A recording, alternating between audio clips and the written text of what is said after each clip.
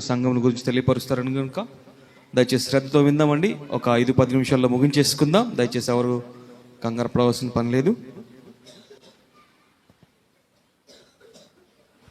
మన ప్రభు అయిన యేసుక్రీస్తు నామానికి మహిమ ఘనత ప్రభావం కలుగునుగాక. ఈ రాత్రికాల సమయంలో ప్రియులు, గౌరవనీయులు, సాక్షిశేషులు తన సాక్ష్యాన్ని మాత్రం మిగిల్చి తను ప్రభు యొక్క కవిగిలలో విశ్రమించడానికి వెళ్ళిన సత్యవర్ధన్ గారి యొక్క కుటుంబానికి దేవుడు ఆదరణ ఓదార్పును కలుగు చేయునుగాక. వేదిక మీద ఉన్న దైవ సేవకులందరికీ ప్రభు పేరిట వందనాలు తెలియచేస్తూ ఉన్నాను. దేవుని శ్రేష్టమైన మాటలు మనం చాలా ఆలకించాం. మరి బాబాయ్ గారితో నాకున్న అనుబంధం, నేను 1989వ సంవత్సరంలో బైబిల్ కాలేజీ నుండి ట్రైనింగ్ కంప్లీట్ చేసుకుని బయటకు వచ్చి పరిచర్య చేస్తూ ఉన్నాను. 1995వ సంవత్సరంలో వివాహం జరగటం జరిగింది. ఆ 95వ సంవత్సరం వివాహానికి ఈ ఊరు అమ్మాయే కాబట్టి మా ఎంగేజ్మెంట్ చేసింది కూడా బాబాయే. బాబాయేను. ఆ తర్వాత ఇక ఆ కుటుంబంతో ఆ చండి బాబాయ్ కానీ పెద్ద బాబాయ్ కానీ ఇక ఆ అనుబంధం అలాగను కొనసాగింది. ఇక వీరిలో ఉన్నవి ఎందుకనంటే ఈ లోకయాత్రను ముగించిన తర్వాత వారు ప్రయాసలు మాని విశ్రాంతి పొందుతారని వారి క్రియలు వారి వెంట పోవును అని అంటాడు. ప్రతి మనిషిలో నువ్వు వెతికితే మంచి దొరికిద్ది, నీ దృష్టి మంచిది కాకపోతే అది దొరకదు. మంచోళ్ళలో కూడా మంచి దొరకదు. ఈ దైవజనుని గురించి జ్ఞాపకం చేయాలనంటే నేను 2-3 రోజుల ముందే పోస్టు స్టేటస్లో పెట్టా. మనసు ఊరుకోలే. ఆంధ్ర క్రైస్తవ కీర్తనలు ఆలపిస్తూ అనేకులను ప్రభు తట్టునకు త్రిప్పేవారు. ప్రసంగం చేస్తూ కఠినమైన హృదయాలను దేవుని ప్రేమ చవిచూచేటట్లు చేసేవారు. చిన్ననాటి నుండి లాంతరు పట్టుకొని పలహారం పొట్లాలతోటి డ్రమ్ముతోటి పరిచర్య చేసిన కుటుంబం. ఇక నాకన్నా ఎక్కువగా స్థానికంగా ఉన్న మీకు తెలుసు, నేనంటే ఎక్కడి నుంచో వచ్చినవాడిని కదా, అది అందరికీ తెలిసిందేగా. నాకు తెలిసింది మాత్రం నేను చెప్తున్నాను. అంతేకాకుండా ఇక ఈ దైవజనునితో ప్రతి ఆదివారం మాకున్న అనుబంధం, నేను ఆరాధన ప్రారంభించడానికి ఆ చర్చ్ దగ్గరికి వస్తే చిన్నమ్మాయి దగ్గరికి వెళతారు కావలసిన కొరకు, నన్ను బలకరించి వెళతాడు. ఒక్కోసారి నువ్వు మైకులు ఏం పెడుతున్నావురా, నా చెవులు వచ్చి పడుతున్నాయి, నేను కూడా తెచ్చి పెడతా అనేవాడు. ప్రేమతో కూడిన వారు మాకు ఎప్పుడు ఉండేది. ఓ మంచి దైవజనుడు, ఓ మంచి కుటుంబం. అంతేకాకుండా వారు కడసారి మాట్లాడిన మాట, ఆ రాత్రి దైవజనరాలు మా అమ్మ చిన్నమ్మ ఆయన కూర్చున్నారు. నేను అప్పుడే ఫోన్ చేసి, బాబాయ్ నీ పంచి చాలా బాగుంది బాబాయ్, లాల్చి పంచి నేను చూశాను బాబాయ్ అంటే, అరే మీ అమ్మతో చెప్పు అసలు బాగుండలేదని అంటున్నారని అంటే, అట్లాగనే మాట్లాడుతున్నాం. ఆ తరువాత నిద్రపోయి లేచిన తర్వాత పోస్ట్ చూసాము. ఆ రాత్రి ఇక్కడికి రావటం. అయితే నేను జ్ఞాపకం చేసేది ఒక మాట, బైబిల్ గ్రంథంలో ఎవరైనా ఇక్కడ స్థిరంగా ఉండేవాళ్ళం కాదు, కానీ అందరం లోకాన్ని విడిచి వెళ్ళేవాళ్ళమే. కానీ బాబాయ్ విషయంలో దేవుడు కాస్త ముందుగా పిలుచుకున్నారు. నేనేమంటున్నానంటే అది దేవుని చిత్తం. దేవుని వాక్యంలో మనందరికీ తెలుసు, నేను మీకు రెఫరెన్సులు చూపించను. సంఖ్యాకాండం 27వ అధ్యాయంలో సెలోఫెహాదు అనే ఒక ఆయన ఉంటారు. ఆయనకు 5 కుమార్తెలు ఉన్నారు, కుమారులు ఎవరు లేరు. కానీ ఆయన చనిపోయిన తర్వాత ఆ పంపకాలు పంచేటప్పుడట ఆ కుటుంబానికి పంపకాలు ఇవ్వట్లా. ఏంటి కారణం అని అంటే, మీకు మగపిల్లలు లేరుగా, ఆడపిల్లలుగా అన్నారంట. 5లో పెద్దామ మహలా అనే తల్లి, ఆ కుమార్తె మహలా అనే పేరుకు వ్యాధే గాని అనేక మందికి బట్టిన జబ్బు నయం చేసే గుణం ఆ అమ్మాయి దగ్గర ఉన్నది. పేరుకు వ్యాధిగ్రస్తురాలే కానీ మంచి స్వస్థతా బుద్ధి కలిగిన అమ్మాయి.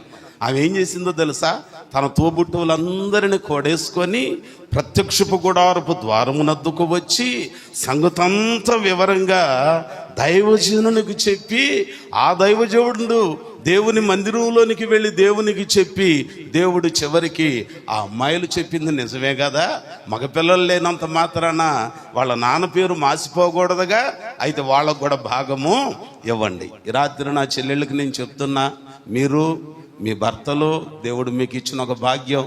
ఆయన మంచి పరిచర్య చేసి మీకు ఏమి ఇవ్వలేదు అనుకుంటున్నారేమో కానీ చక్కని తలాంతులు మీకు ఇచ్చాడు, మంచి భర్తలను మీకు ఇచ్చాడు, కృపనిచ్చాడు. ఈ గ్రామంలోనే కాకుండా అనేక ప్రాంతాలలో ఆయన పేరు చెబితే ఎరగని వాళ్ళు లేరు. మీరు కూడా మీకు కావలసిన వాటికి మనుషులతో కాక ప్రత్యక్షపు గుడారం దేవుడు మీకు ఇచ్చాడు. మా బాబాయికి ఇది లేదు, అప్పుడు చివరి దినాల్లో ఉంది ఇది. గుడారంలో కూర్చోనండి, దేవునికి వివరంగా సంగతి చెప్పుకోండి. దేవుని మనసు మార్చే ఒక గొప్ప ప్రార్థనా పరులుగా మీరుందరుగాక. అంతేకాకుండా ఇంకొక మాట గుర్తు చేస్తా, కృతజ్ఞత కలిగిన వారిని దేవుడు దీవిస్తారు. బాబాయ్ ఎప్పుడు అనేవాడు, ఎందుకు బాబాయ్ ఎక్కడికన్నా వెళ్ళొచ్చు కానంటే ఆయన ఏమన్నాడు తెలుసా? గుడ్మెనిపేట మా కుటుంబాన్ని కడుపులో పెట్టుకొని చూసుకుందిరా బిడ్డ, మేము ఎక్కడికి వెళ్తాం. ఎంత ప్రేమ కలిగిన మాట, కృతజ్ఞత ఉండాలి. నేను ఈ మధ్య మంగళగిరిలో ఒక 35,000 మందికి పైన ఉన్నారు సభల్లో మాట్లాడుతూ, నేను కృతజ్ఞతాపూర్వకంగా ఎప్పుడు చెప్పుకుంటా, ఎవరితో మనకెందుకు, మనం దీవించబడాలి. ఈ గ్రామానికి వచ్చిన క్రొత్తలో మా అత్తగారు కూడా నమ్మలో నేను పాస్టర్ గారినని, కానీ నన్ను దేవుని సేవకునిగా గుర్తించి మొదట తీసుకెళ్ళిన దైవజనులు ఎక్కడే ఉన్నారు, చాలా పెద్ద ఆయన వయసులో. ఎవరు తెలుసా? జాన్ రాజ్ గారు. నేను అన్ని వేల మందిలో చెప్తే కొంతమంది సెల్ ఫోన్లో ఫోటో చూయించి ఈయనేనా అన్న, అవును ఈయనే. అవునా జానన్న గారా, మీరు జాన్ రాజ్ గారు అన్న, అదే జానన్న గారే. ఆయనే. ఇక్కడ నుంచి 5వ వార్డు వలివర్తిపాడు. కృతజ్ఞత.